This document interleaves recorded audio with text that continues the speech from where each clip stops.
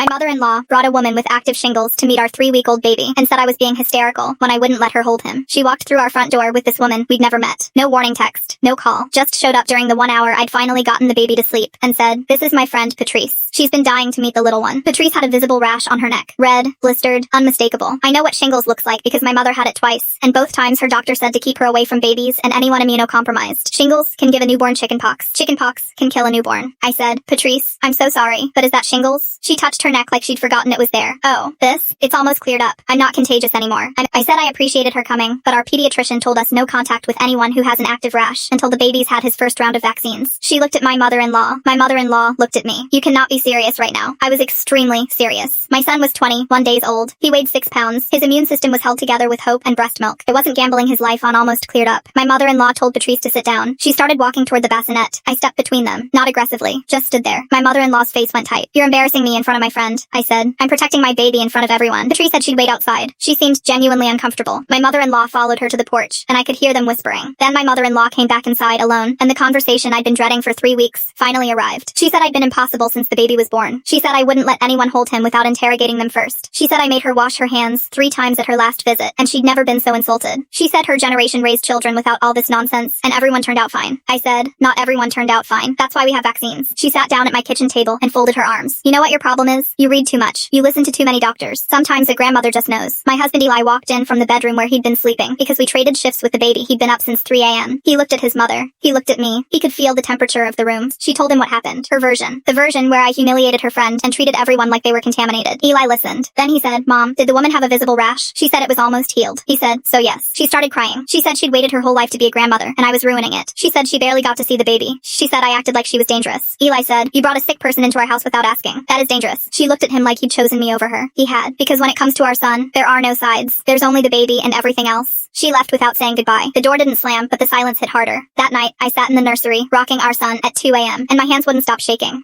Eli found me and sat on the floor next to the chair. He said, "You did the right thing." I said I knew. He said, "Then why are you shaking?" I said because doing the right thing shouldn't mean losing your family. His mother didn't call for 11 days. When she finally did, she called Eli, not me. She said she'd talked to her own doctor, and he confirmed that shingles contact was risky for newborns. She said she hadn't known. I could hear her through the phone. She didn't apologize to me. She apologized to Eli for putting his son at risk. He said, "Tell her, not me." Long pause. Then my phone buzzed. One text. "I'm sorry. I should have asked first." 6 words, not enough. But more than I expected. She visits every Sunday now, washes her hands without being asked, texts before bringing anyone. Last week, she stopped a friend from kissing the baby on the mouth and said, "Don't. He hasn't had his shots yet." She said it like she'd always known, like the information was hers now instead of mine. I didn't correct her. I didn't need credit. I just needed my son safe. He's safe. He's growing. He has his grandmother's eyes and his mother's stubbornness. Both of those things will serve him well.